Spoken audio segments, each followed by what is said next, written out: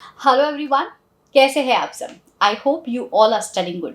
मे 22 का result just अभी ही आया है। For all those Unacademy champions we have beautiful rewards to give you all. Guys, आप लोगों की कंसिस्टेंसी, आप लोगों का डिटर्मिनेशन एंड आप लोगों का जुनून ही है जिसने ये डिग्री आपके लिए फेच करके लेकर के आया है।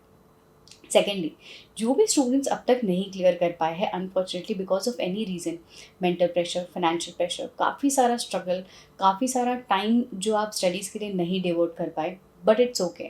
Nevertheless, November 22 is just near by. So जो भी बच्चे नहीं क्लियर कर पाए, we are on the regular basis trying to upload free resources for you.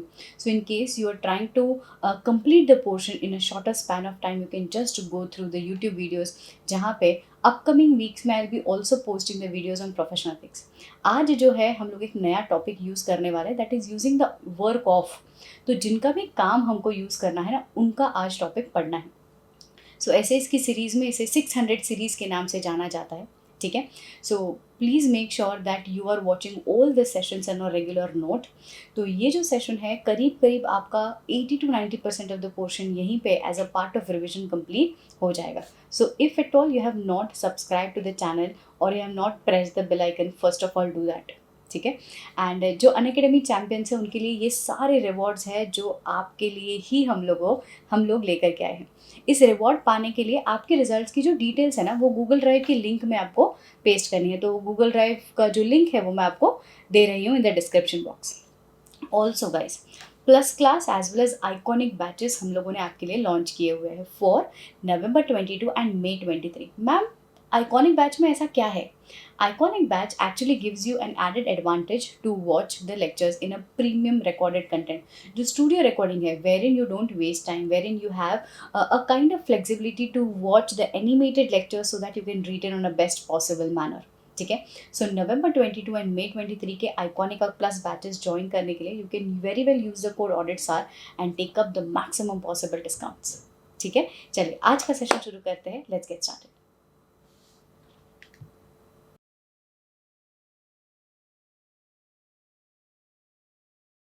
Engagement and quality control standards. 620 talks about using the work of auditors expert. See, दो प्रकार के expert है, auditors expert, external expert, so and management expert. So यहाँ पे हम लोग क्या कहते हैं, एक्सटर्नल एक्सपर्ट 620 के हिसाब से हम लोग डील करते हैं, ऑडिटर्स एक्सपर्ट 620 के हिसाब से डील करते हैं। बट अगर मैनेजमेंट ऑडिटर है, I have already made you all understand, ये 500 के हिसाब से डील होता है। मैम, तो ये एक्सपर्ट है कौन? मैं खुद भी एक एक्सपर्ट हूँ। I am myself a chartered accountant. तो audit, taxation, accounting, audit and accounting ये तो दो मेरी फील्ड है यार। तो ये फील्ड वाले एक्सपर्ट मेरे एक्सपर्ट कहलाए जाएंगे, other than this, other than this. तो write down the definition and इसका एमसीक्यू क्वेश्चन आपके आईसीआई बुकलेट में है।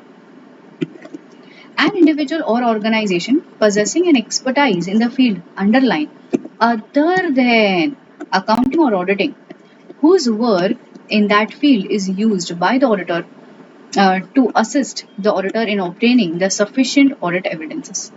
ठीक है, so this expert can be auditors internal expert, मतलब मेरी ही फर्म में कोई इंजीनियर है, कोई डॉक्टर है, क्योंकि प्रोफेशनल एथिक्स के अनुसार हम कोई प्रोफेशनल के साथ पार्टनरशिप कर सकते हैं, बट अगर हम कोई दूसरे पर्सन के साथ पार्टनरशिप करना चाहते हैं तो वो हमको नॉट अलाउड होता है। सो हम लोग कहेंगे other than the field of auditing and accounting, क्योंकि यहाँ पे तो मैं ही मास्टर हूँ। इवन मैनेजमेंट एक्सपर्ट के लिए सेम चीजें हैं। एन इंडिविजुअल और organisation possessing the expertise in the field of other than accounting and auditing, हाँ, which will be assisting the firm in preparation of financial statement. यहाँ पे they are helping me in order to take up the correct decision. एक management expert में वो लोग होते हैं for preparation of financial statements. This is dealt as per SA 500। Next, ये भी जाना पहचाना सा चीजें लगेगा क्योंकि मैनेजमेंट एक्सपर्ट हम लोगों ने बहुत अच्छी तरीके से कर लिया है। तो मैनेजमेंट एक्सपर्ट पढ़ने के बाद this will not be that difficult for you. So management expert में रिमेंबर मैंने तीन चीजें कही थी कि you need to understand the appropriateness of the work perform, you need to understand work क्या परफॉर्म हुआ है. सो सेम चीज यहाँ पे भी आती है. मैनेजमेंट एक्सपर्ट के लिए before we use the work of management expert, before we take up the inquiry procedures, we have to understand what work is he performing, whether the work which is performed is adequate और not. यहाँ पे भी same चीज कहेंगे कि यार कौन सा काम परफॉर्म कर रहे हो आप, हमको कितने एफर्ट्स और लगाने हैं आपके काम को यूज करने के बाद. तो the determination of nature, timing and extent of audit procedures relating to experts work. Which expert? External expert, auditor's expert. The following matters should be considered by auditor. पहला, the nature of the subject, risk of material misstatement, significance of the expert work, auditor's knowledge, experience with regards to the expert's work. If the whether the expert is subject to any technical, quality control or any specific standards or procedures required. So based on this, we will be deciding on कि यार इस matter पे मैं मेरे procedures कौन से और कितने फॉलो करूं. Next, some of the requirements related to auditors expert. पहला, सीसीओ. वहां पे भी वही था, सेम इंटरनल ऑडिटर के लिए भी, इसके पहले भी वही था, मैनेजमेंट एक्सपर्ट के लिए भी, यहाँ पे भी वही है, CCO, competence, capabilities and objectivity. जो भी पर्सन का काम हम यूज करना चाहते हैं, बॉस उनकी कॉम्पिटेंस, कैपेबिलिटीज और ऑब्जेक्टिविटी देख लो. ऐसा ना हो जाए कि हम इन पर डिपेंडेंट है और ये तो बेचारे एकदम ही, मतलब ये हम लोगों को लगा कि ये इंजीनियर है, बट ये 3 इडियट्स के रणछोड़दास छामलदास छाछड़ नहीं है, ये तो वो जावेद जाफरी. दो थे ना वहां पे, आमिर खान जिन्होंने पढ़ाई की, जावेद जाफरी, जावेद भाई, यस. तो इन्होंने तो पढ़ाई की थी, बट इनके नाम पे डिग्री थी. अब हमने सोचा कि यही है वो, क्योंकि इनके नाम पे डिग्री है, इनके ऊपर अगर मैं भरोसा करके सिविल इंजीनियरिंग का वर्क सर्टिफाइड वगैरह वगैरह फाइंड आउट कर लूं, तो obviously my opinion will go for a toss. तो हम लोगों को ये देखना है कॉम्पिटेंस, कैपेबिलिटीज एंड ऑब्जेक्टिविटी. खाली क्रेडेंशियल्स पे नहीं वर्क करना है, खाली paper work is not sufficient. You also need to understand field of expertise. तो इनका काम, whether it will be sufficient for me, evaluate the adequacy of the work performed. ये वहां पे भी हम लोगों ने पढ़ा था मैनेजमेंट एक्सपर्ट के लिए. नेक्स्ट आता है agreement with experts work. Very important कि देखो, ऑडिटर्स एक्सपर्ट के साथ जब भी हम कोई काम करने का सोचे, we need to have a return. We need, इसके ऊपर ऑलरेडी मैंने सवाल में भी क्वेश्चन ऐड किया है, we need to have a return agreement. किस चीज के बारे में, कि भाई क्या काम करेंगे, आपका रोल्स रिस्पॉन्सिबिलिटी क्या है. एंड हाँ, मुझे आपकी डॉक्टर हैंडराइटिंग में कुछ समझ में नहीं आएगा, मैं आपको एक स्पेसिफिक फॉर्मेट दूंगा, उसके हिसाब से आप मुझे इंफॉर्मेशन दीजिएगा. The communication, the form of report. ठीक है, the roles responsibility, communication, the form of report. हाँ, ध्यान दीजिए, अगर आप एक्सटर्नल एक्सपर्ट के साथ पहली बार काम कर रहे हैं, तो क्या रिटर्न कम्युनिकेशन या फिर रिटर्न अग्रीमेंट होना जरूरी है? Answer is yes. अगर आपको भी पता है कि जो एक्सपर्ट के ऊपर आप डिपेंडेंट होना चाह रहे हो या उसके ऊपर भरोसा करना चाह रहे हो, ही इज अ पर्सन जो पहले आपके साथ कभी काम नहीं कर चुका, so it is better to be involve in the return agreement. Question आया हुआ है, एक्सपेक्टेड एग्जाम क्वेश्चन है, सवाल में भी एक क्वेश्चन है इसके ऊपर. Next, whether you can, auditors note, whether you can make a reference to service organization and another auditor. So it is made as, एक मिनट, यहाँ पे एक चार्ट मिसिंग है गाइस. पेज नंबर 88 कहाँ आ गया? सो अग्रीमेंट के बाद नेक्स्ट, हाँ, अग्रीमेंट में ये भी चीज लिखवानी है कि वेदर भाई आपको कॉन्फिडेंशियलिटी क्लॉज मेंटेन करना होगा. नेक्स्ट आता है adequacy of the work perform. देखो, adequacy depends upon how much reasonable and the relevant the work is. अगर हमको लगता है कि ऑडिटर्स एक्सपर्ट का काम हमारे ऑडिट पर्पस के लिए रीजनेबल है, इस एरिया के लिए रेलेवेंट है, तो गुड. Consistency with evidences. देखो, I being expert in my own field, मैं खुद भी एविडेंसेस इकट्ठा करूंगी, मैं एक्सटर्नल ऑडिटर के काम पे भी डिपेंडेंट रहूंगी, उन्होंने जो एविडेंसेस प्राप्त किए हैं, मैंने जो एविडेंसेस प्राप्त किए हैं, क्या ये कंसिस्टेंट है? अगर ये कंसिस्टेंट है तो मेरा भरोसा ज्यादा बढ़ जाएगा, ठीक है। इन्होंने अजम्पशंस क्या लेकर के रखे? एक्सपर्ट ने ख्याली पुलाव के बेसिस पे तो मुझे कंक्लूजन नहीं दिया। Accuracy, completeness, relevance of the source data, मैंने हर बार बोला है। एक्सपर्ट को आप कैसे इमेजिन करेंगे? एज अ कंप्यूटर, तो उनके प्रोसेस तो सही ही होंगे। what matters is source of information, basis of estimations, assumptions, इनके खुद के टेक्निकल डेटा, इनके खुद के standards, quality standards, and there you go. आपको चाहिए इस पे ओपिनियन के, ठीक है, output is good. So whether output is reasonable, relevant, that will be dependent on what are the technical standards, what are the ethical standards, any kind of way of processing is required, what is the source of data, whether the source of data is accurate, estimation सही है आपके, estimations, assumptions सही है आपके। So ये सारा चीज will matter for an external auditor to believe कि yes, expert पे भरोसा किया जा सकता है। ये सेम बात है हम लोगों ने मैनेजमेंट एक्सपर्ट के टाइम पे भी की थी। Ma'am, what if external auditor का काम हमको इनएडिक्वेट लगा, उन्होंने काम तो किया बट हमको लग रहा है अरे नहीं यार क्या फेंकी जा रहा है, तो सिंपल दो चीजें हो सकती, उन्हीं को बोलो कि सर फिर से रीपरफॉर्म कर लीजिए। I am not satisfied with the opinion, आपने आधी अधूरी सी चीजें बताई है, मुझे खुद को समझ में नहीं आ रहा।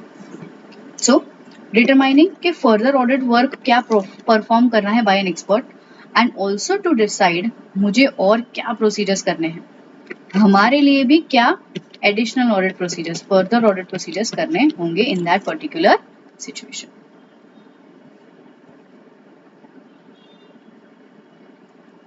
Next, specific procedures to evaluate the adequacy of the work. You remember यहाँ पे मैंने आपको बोला कि adequacy of the work will be dependent on this 4 factors. अगर अब मुझे इवैल्यूएट करना है whether the work is adequate और नॉट, तो you review their working papers. कैसे डिसाइड करेंगे? उनके वर्किंग पेपर्स को देख करके, उनको एस्टिमेशंस, इनका रेलेवेंट, अगर आपको चाहिए डाउटफुल है तो सेम फील्ड के दूसरे एक्सपर्ट के सेकंड ओपिनियन ले लीजिए। डॉक्टर्स के साथ ऐसा हम लोग करते हैं ना कि if at all some doctor has suggested कि सर ये प्रॉब्लम है, ये सोल्यूशन है, इफ वी फील कि नहीं यार I am not very much convinced whatever he says is correct, we go to a second doctor, हम लोग सेकंड ओपिनियन लेते हैं। यहाँ पे भी वही कहा है कि if at all you want to know the reliability and the reasonableness of the work performed by an expert, अब ये सारा चीज करो। How will you determine this? As per the working papers, discuss with the other relevant expert। अगर हमको not consistent लगा है मेरे ऑडिट एविडेंसेस के साथ, तो obviously will have to take an another advices. Management expert के साथ रिव्यू कर लीजिए, फिर से मैच कर लीजिए कंसिस्टेंसी, इंक्वायरी कर लीजिए, कोरोबोरेटिव प्रोसीजर्स परफॉर्म करिए। What is corroborative? ऑब्जर्व करिए उनके काम को, एग्जामिन करिए जो पब्लिश डेटा है। सी अजम्पशंस, एस्टिमेशन, आज मैं आपको बोलूं IRR, discounting factor, inflation rate, profitability, forecast, ये सबके लिए we have some journals, we have some reports, some statistical reports which are issued by some reputed journalist। ये सारे ऑथोराइज्ड सोर्सेज को मैच कर लीजिए कि ये जो assumptions आप ले रहे हो whether they are appropriate in this current circumstance। Third parties के साथ कंफर्मेशन ले लीजिए, perform detailed analytical procedures, and हाँ sometimes if needed you also perform reperformance, रिकैलकुलेशंस।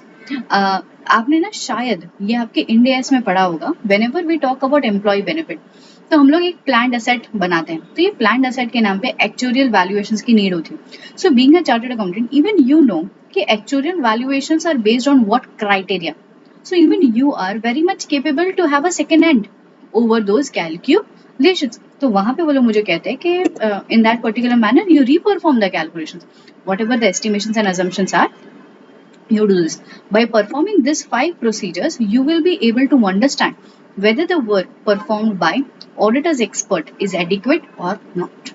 एक मिनट मैम, इतना क्यों एडिक्वेसी के पीछे हम पढ़ रहे हैं? क्योंकि बॉस ये फील्ड में हम थोड़े से कच्चे हैं। उनका काम अगर डिपेंडेंट है, मतलब उनका काम अगर हम यूज कर रहे हैं, तो we are very much needed to be assured कि यार वो जो काम दे रहा है या फिर जो भी ओपिनियन दे रहा है उसके बेसिस पे मैं डायरेक्ट मेरा ओपिनियन इशू करने वाली हूँ। सो थोड़ा सा श्योरिटी चाहिए हम लोगों को। या reference to the auditor's expert work in the auditor's report, ये मैंने अभी अभी आपको पढ़ाया था कि अनमॉडिफाइड है तो you should basically no need for references unless required by law.